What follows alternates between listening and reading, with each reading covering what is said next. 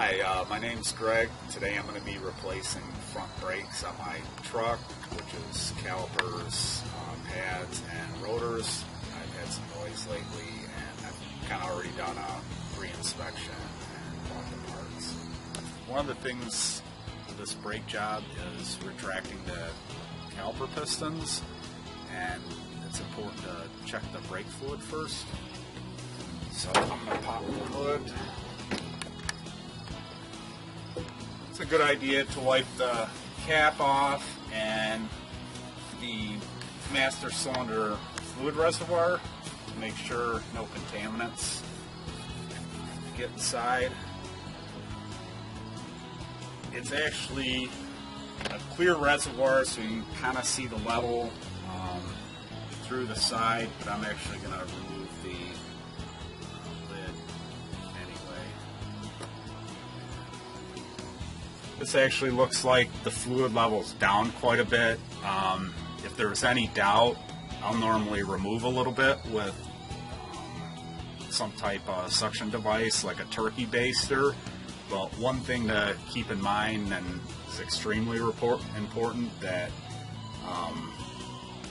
whatever you use, it hasn't been in contact with any type of petroleum product like oil-based, because it will swell the internal master cylinder seals, causing outright brake failure and a lot of expensive unnecessary component replacement. And one other thing to keep in mind too is when you're doing that process, in case you do have a spill, whether on a painted surface or under hood, I always keep a container of water. Brake fluid will attack and lift paint if left on, so it's extremely important to ensure that any spills are cleaned up. And water will do that, keeping in mind that you don't want that to enter the master cylinder reservoir. Alright, so the fluid level in one chamber is fairly high, and to be on the safe side, I'm going to go ahead and remove some of that. I'm using a turkey baster. It's been cleaned, so it's been a pretty effective thing for doing that.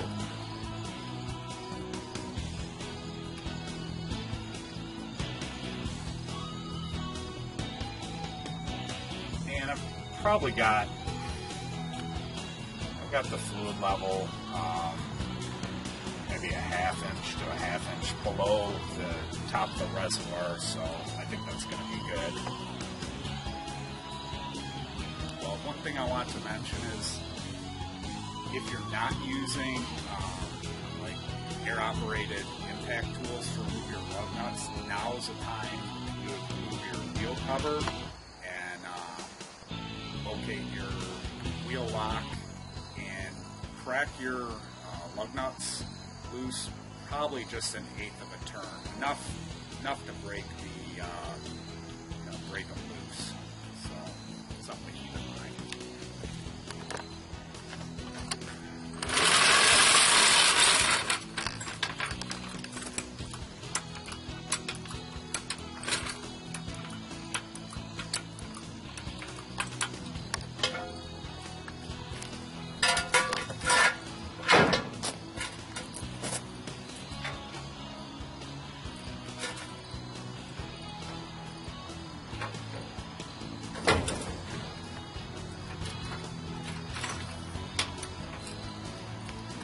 Okay, and one other thing I want to mention with raising the vehicle, you're going to want to kind of look under there and ensure the jack's at a point that's not going to grab on any fuel lines, brake lines.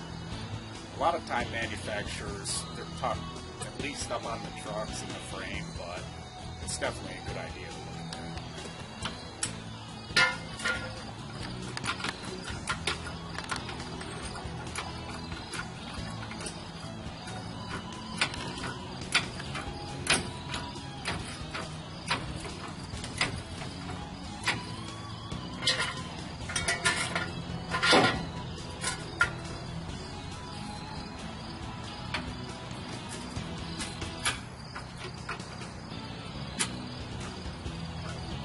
So we're ready to remove the wheel cover, and at least on this, it just has a cutout.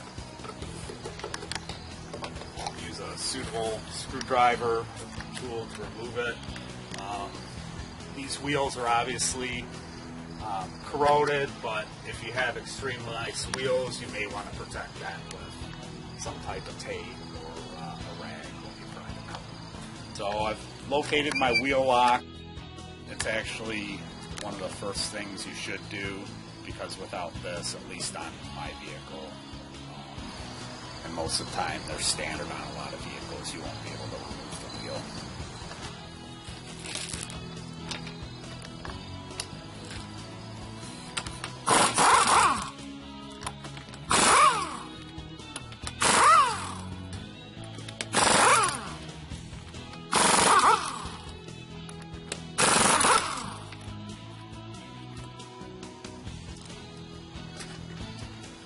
I've also put on some leather gloves.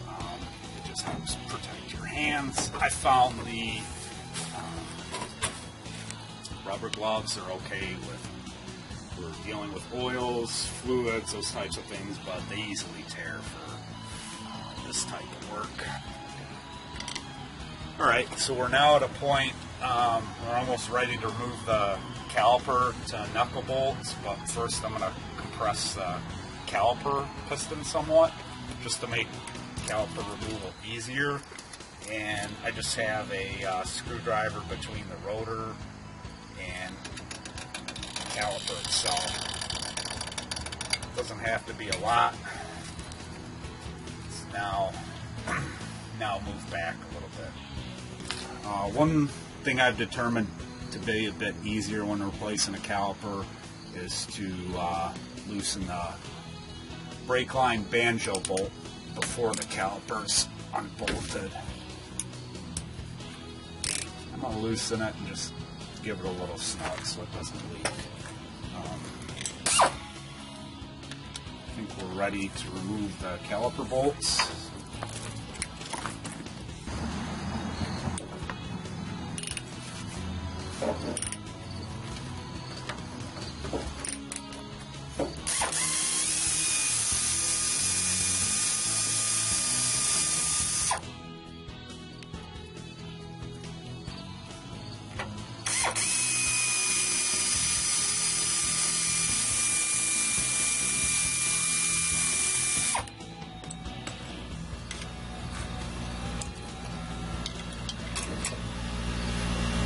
Now it's important when the caliper is removed that it doesn't hang unsupported by the brake hose. You'll see a lot of individuals and shops alike suspend the caliper from the hose. It's not made to support that kind of weight, and I normally get like an S-hook or a rubber strap to support it.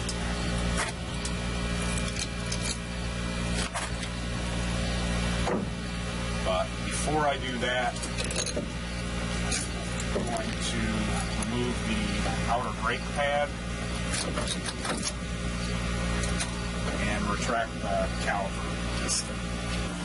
Alright, since the caliper is being replaced, this really isn't required, but I'm demonstrating it.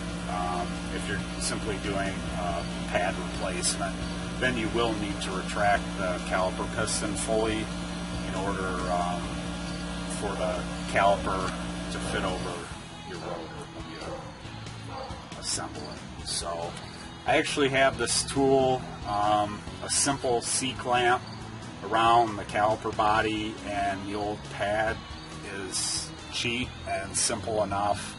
This tool just fits between the pad and the outer caliper housing. And honestly, I think a C-clamp is probably a little bit easier with calipers, especially when you get something that's old and where they tend to be somewhat sticky.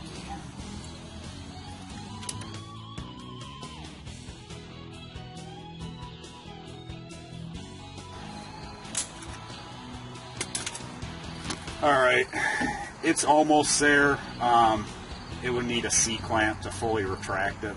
The caliper is definitely sticky. Another thing to keep in mind too is not only do the caliper bolts have to slide in and out of this metal sleeve, but the metal sleeve has rubber bushings around it. That also has to move freely and easily, and these aren't doing that. One factor in replacing the caliper, I know the bolt sleeve and rubber bushing kit was probably $10. I think fully rebuilt calipers were maybe 15 to 19. So with the age of the truck, it's a 96 and 150,000 miles, I opted to replace the calipers. I'm working in my driveway. I like to maintain the cement without stains and oil and whatnot. So I found an old trash can lid to be pretty effective. Once I remove this rotor and start cleaning up the rust and scale behind it, it just drops on the surface and it can kind of create quite a mess. So I've got that under there. I'm going to put a lug nut on for right now, just to, sometimes these rotors are frozen to the hub.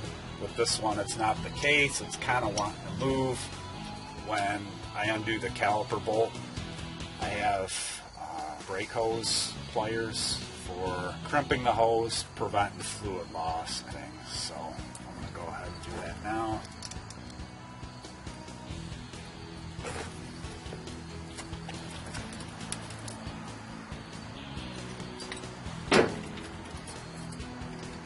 And for this, I just have an old length of brake line bent into an S hook.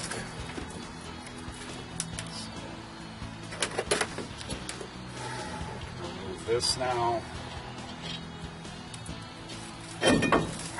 One of the other things I want to mention also, normally in this day and age, there isn't a lot of thickness to rotors to have them remachined, but if you were going to have them machined and reused, if you look at the hub to rotor mating surface, you can see this is full of scale and rust, and you want that to be a nice surface finish, so you don't get any metal run out in the rotor leading to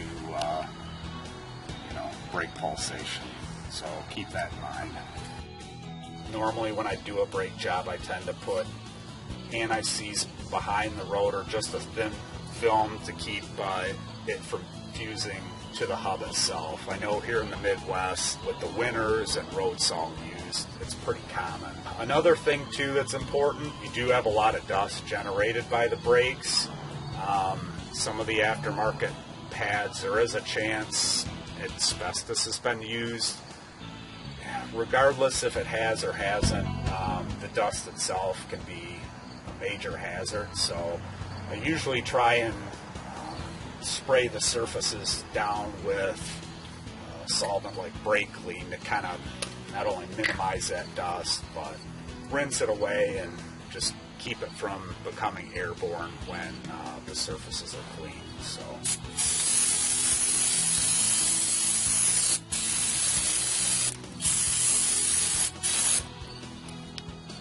And I got this from the local parts store. It's relatively cheap, probably $3 to $5 a can. I use a number of methods to clean both the hub face and also the sliding surface where the brake caliper mates the knuckle. It's important this is clean. When it's reassembled, it's going to have a brake safe lubricant put on it, not only to keep it sliding properly so the caliper doesn't bind. Depending on the surface condition, it's going to dictate what kind of tools are used. I'll generally start with a wire brush, and that's going to remove, that's going to get the surface relatively clean.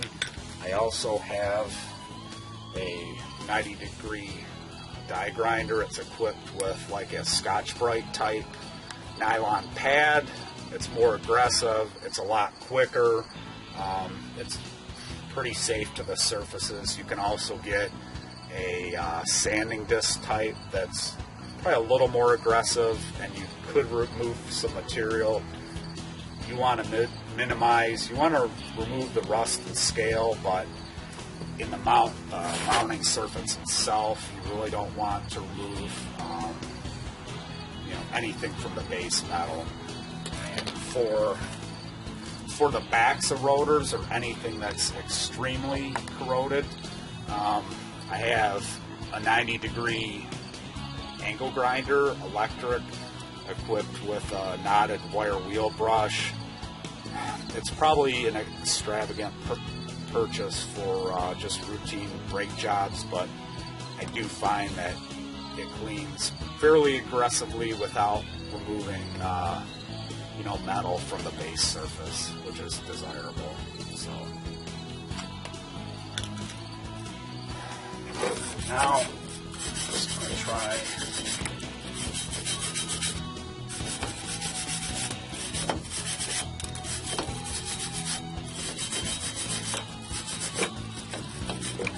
it can be difficult to get between the wheel stud and the ID of this hub. I'm probably going to go to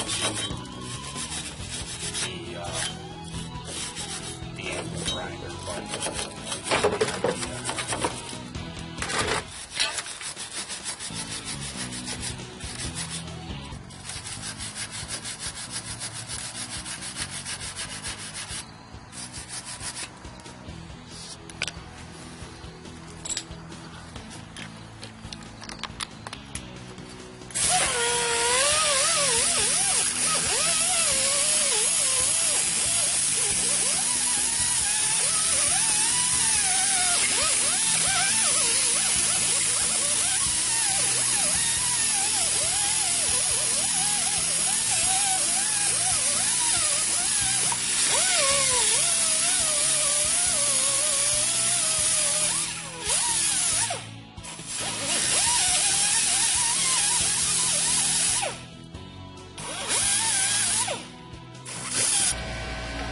again, I'm just going to split and spray a little.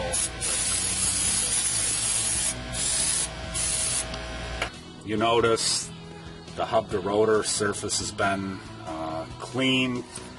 There is some rust still visible, however that's mostly in the grooves and some of the pitted and areas of the hub face. But when I run my finger across that, it's smooth, there's not any peaks or high areas, and that's the most important. You want the rotor to sit flat. And over here on the knuckle where the caliper is going to mount, these slides here have to be clean so the caliper to knuckle mating area doesn't cause binding by rust or an uneven edge. And this will get some lubricant before the caliper's mounted.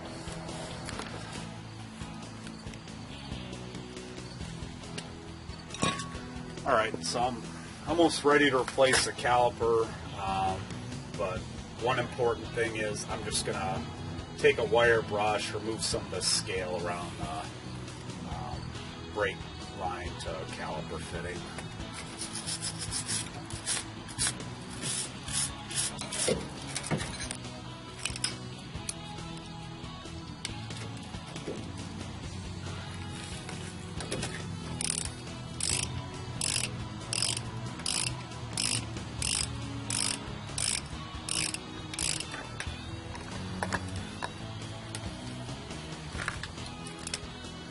Okay, as you can see, to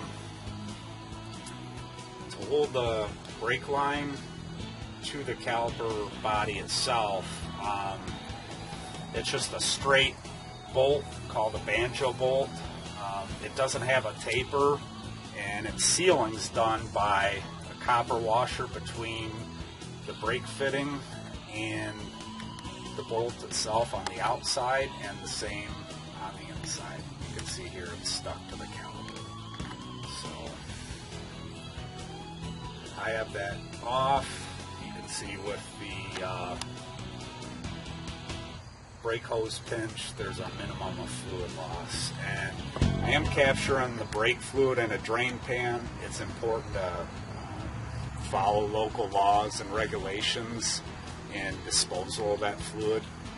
Most of the recycling centers have some type of program in place to take it to.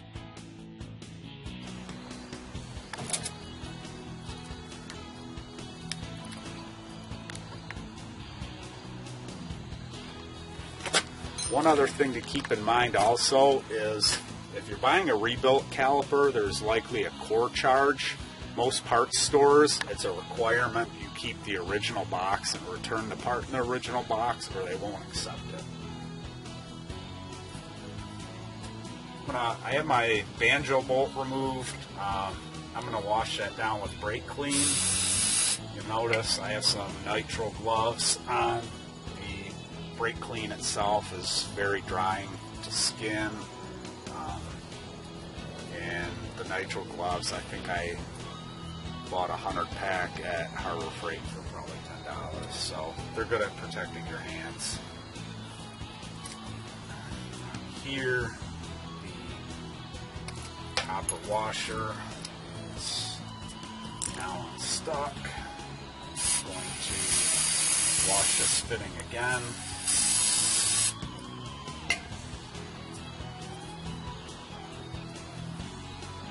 And just kind of do a general inspection.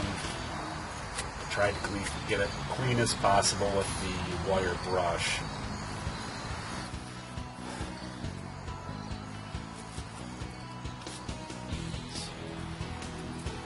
This is the new caliper, and you can see it already comes pre-greased. This is an important step of any brake job. Because these metal bushings are in contact with rubber, you do not want to use wheel bearing grease or any type of petroleum type product. It will swell the rubber, causing the caliper to stick and wear your brake pads prematurely. So these are already greased, and one product I found, it's a pure silicone grease. It's called Sil Glide, and it won't attack the rubber parts, and it's very important.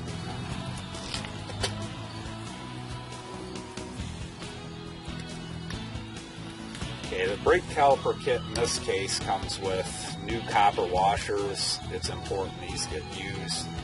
You don't want to reuse the old washers. And one's going to go on the outside. And the other to the inside.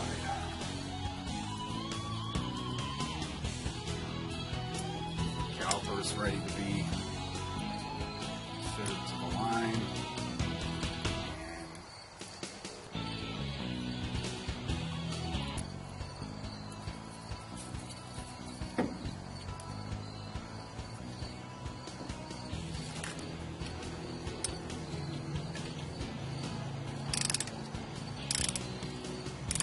The bolt should be started by hand only.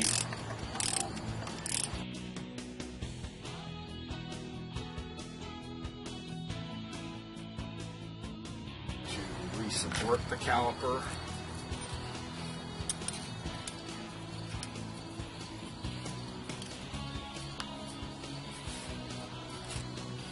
So the hub surface has been clean. The rotor is almost ready to mount. One thing I normally do is put a small layer or a thin layer of anti-seize where the rotor is going to mount.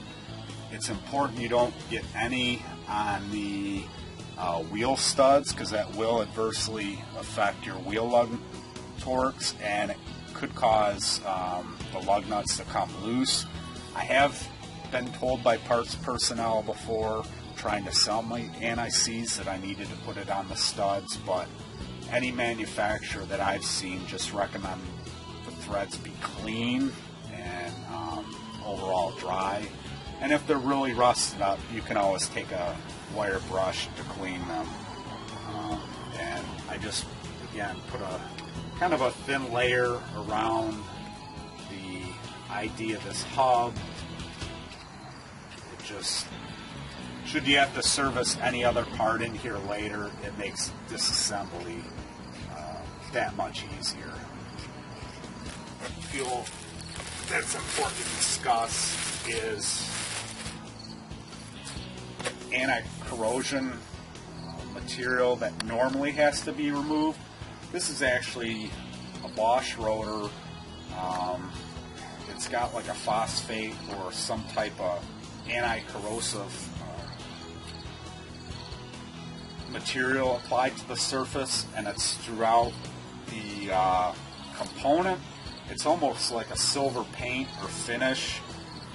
Experience has shown that it's not oily and it's not greasy, so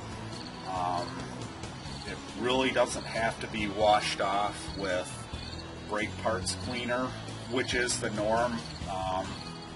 Generally, when the rotors are taken out of the plastic, they do have like an oily type material, and that's just to prevent corrosion in shipment and storage until you get them home. But normally you would wash this, wipe it off with a clean rag, and then maybe do another rinse until you do have that oily rust preventative removed. Not only does the caliper slide surface on the knuckle here have to be lubed, but the inboard pad also, there is a surface that it's going to rest on as the caliper moves. That's going to get some lubricant applied also. This is a product, it's made by Bendix, which manufactures brakes, Ceram Lube. The label says the temperature range is from minus 70 F to over 2,500 degrees F, and it's not supposed to be affected by salt, water, brake fluid. It does say it's safe for elastomers, rubber, and plastic. I haven't found that to be the case with rubber. When I've worked on some other vehicles, I have found the caliper slide bolts lubricated with this, and ultimately the rubber boots were swelled, they were deteriorated, and it led to premature brake pad replacement because it caused the calipers to bind. So I only use it on metal-to-metal applications. This is kind of what it looks like. It's purple, and you can use a finger. I tend to use a toothbrush. It's a little more, it works better for me. The one thing to keep in mind, the notches here where the pad is going to, the inboard pad is going to sit, it's important they get lubricated, but it's also important that not too much be applied, or else when this is all assembled, it could, lubricant could get pushed onto the rotor surface, and that's not desirable.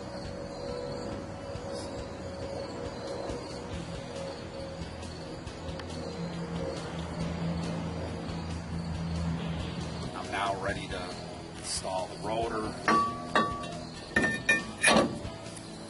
I use care, just try and keep in mind you want clean hands.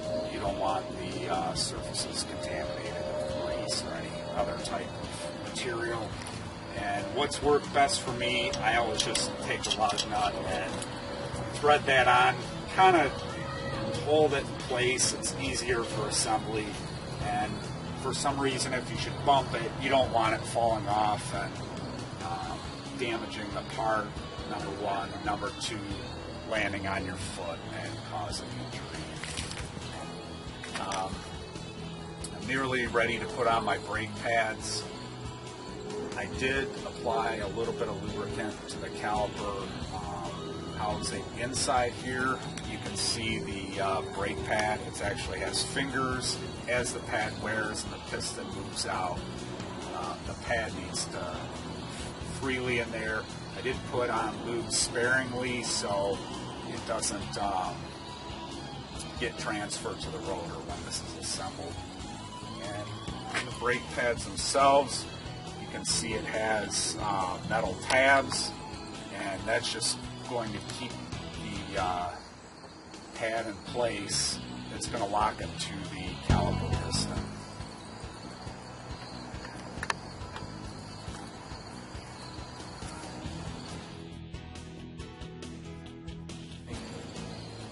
I'm also going to apply a little bit of lube to the outer pad. It kind of does two things.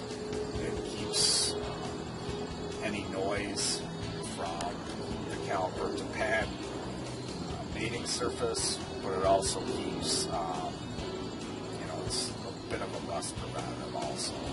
And this has fingers on it. The rotor, or the caliper, you can see has holes, and these kind of have a divot to them, so that just helps hold the pad in place. The brake line to caliper bolt is snug, so we can go ahead and we're ready to mount the caliper. I have also put some lube on the caliper to knuckle sliding surface. One thing about these, don't have a hex head. It's just an Allen type, and I always just take a socket and kind of use that to finger tighten to at least start the fastener. That way it eliminates any occurrences of cross-threading. So many times thread locking agent is called out. I did consult the service information. In this case, it's not required. The top bolt started. Again, I'm just using the socket. I did disassemble it with an air ratchet. I'm not going to go ahead and use that for reassembly.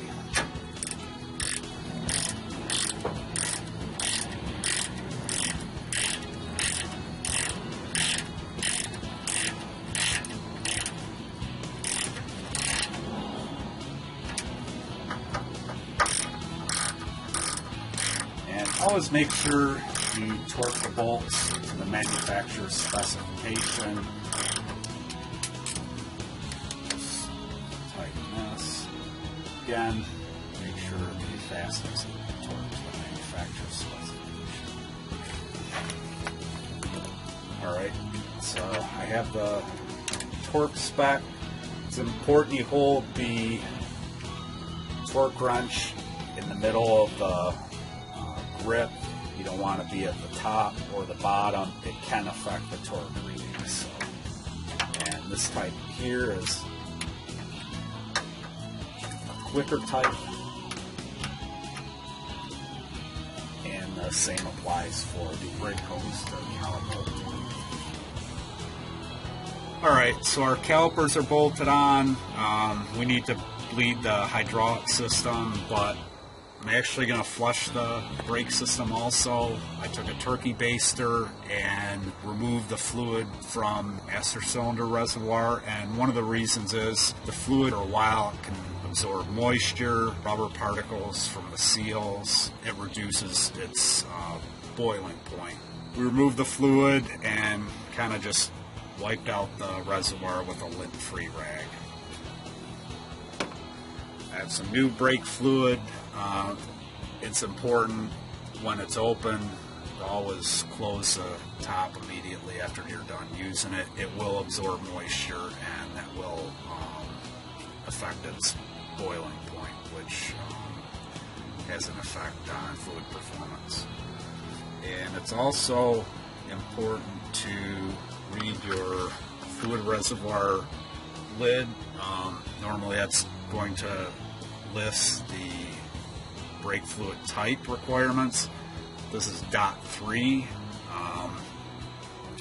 Depending on the application, there are other types with higher temperature ratings, but there's also .5, and some of the fluid types are not compatible with each other, so always consult your owner's manual or service information. And of course, the reservoir top normally has that printed on there.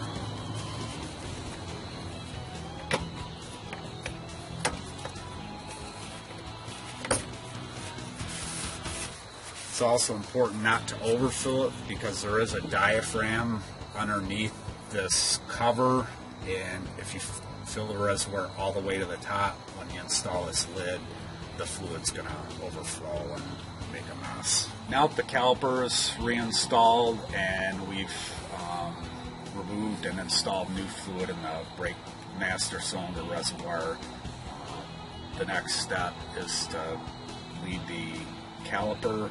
That's normally done with the farthest circuit from the master cylinder. And I have just a bleeder bottle, a bleeder wrench. This is a bleeder screw on the caliper, designed when it's open to allow air to be bled off out of the system. We've had the system open, so it has to be bled because air has gotten into the system. This will just start gravity bleeding, where the fluid being higher on the master cylinder will push its way through the hydraulic system, some of the air out of the caliper. This will get closed off. I'll have a helper pump the brake pedal out, and this is probably one of the more important parts of a brake job. Anytime the caliper is removed, the piston has been retracted, and therefore there's going to be a gap between the pads and the rotors before the wheels are put on. Once the caliper's mounted, get in the vehicle, pump the brake pedal until you get a firm pedal. In this case, we're going to do some gravity bleeding first before pumping the brake pedal. Alright, so that one's done. Again, we have our bleeder hose and container hooked up to the caliper bleeder screw, and I open the bleeder to allow some of the air to escape. The air being lighter, the fluid's going to push some of that air out from the master cylinder, but we will still need to do a manual bleed of the system.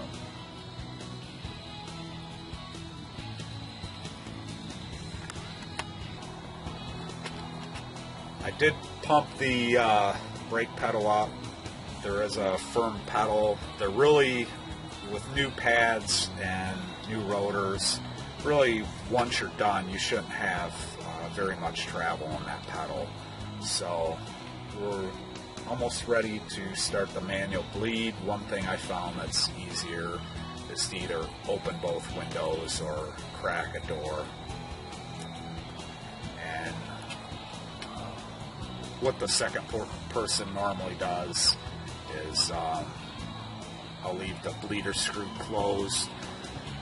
He'll apply the pedal until it starts to feel firm, and communicate holding, and that's when I'll open the bleeder screw, and we'll continue that process until no more air bubbles pass through the bleeder hose. Okay, I got a firm pedal and I'm holding.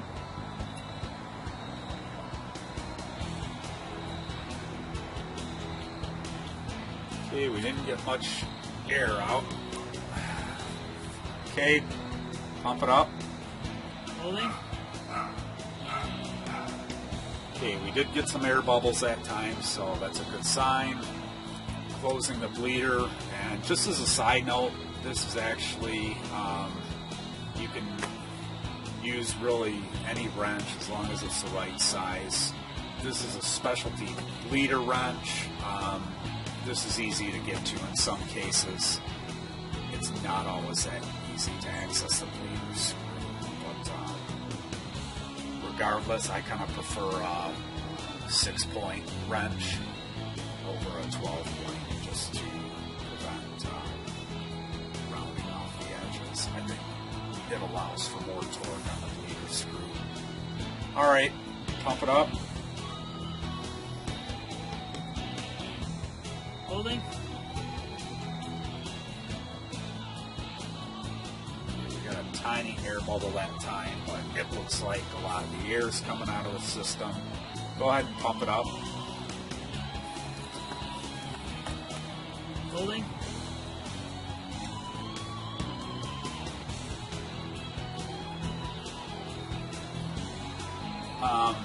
Go ahead and pump it up. One thing to keep in mind too is you don't want to open the bleeder screw too many times before checking the fluid reservoir. You know, the last thing you want to do is allow the fluid level to get low and air to get in the system, and you'll have to start the process all over again. Holding. Alright, so we've repeated this process. I'm not getting any more air out of the system. How's the pedal feel? Good. We still have to do the driver's side, but I think we're all set for the passenger. Alright, so you can now see the job is almost completed. I'm nearly ready to mount my wheel. We did bleed all the brake circuits, starting with the farthest wheel from the master cylinder, but one thing that's important is you should really consult the manufacturer's service information regarding the bleeding procedures.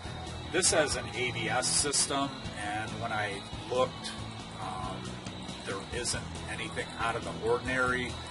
I know at least on some of these models, depending on brake system configuration, some require depressing the proportioning valve during the bleed procedure. It can really vary widely.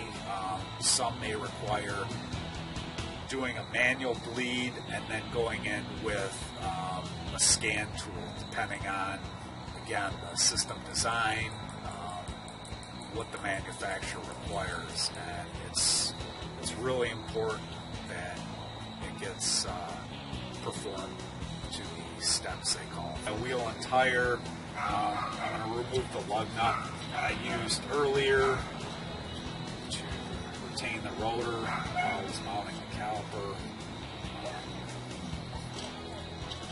You can see we got the correct routing on the brake hose, so everything looks good. I have it trying to work.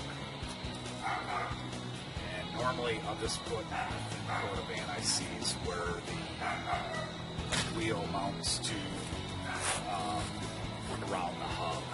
And another thing to keep in mind, I've kind of cleaned this surface already, but you do want to check that the mounting flange where the wheel mates to the rotor and hub, make sure that's clean and flat.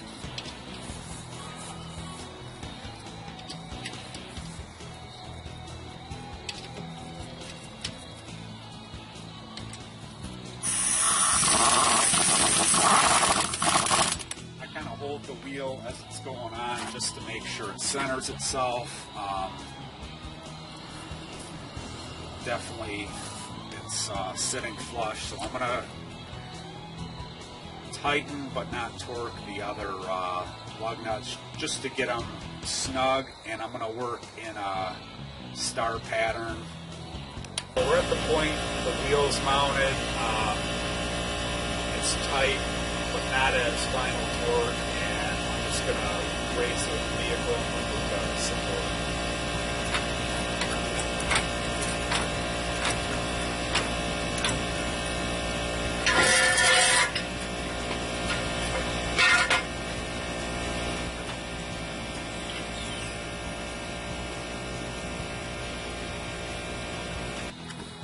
Alright, for the final torque, I I've set the torque wrench to 120 foot-pounds, and I'm going to work in a star pattern just like I did when I'm installing the wheel. And again, it's important to hold the grip on the torque wrench kind of in the center of the handle. If you hold it low or you hold it high, it's going to affect your readings and you're not going to get the proper torque.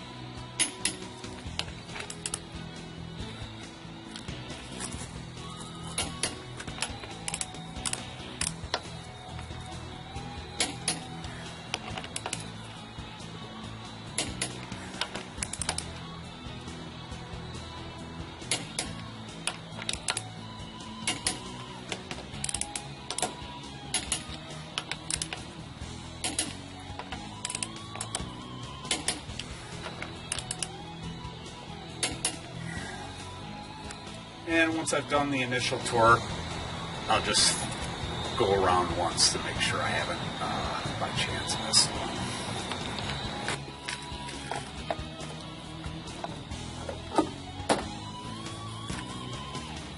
All right, that's really it.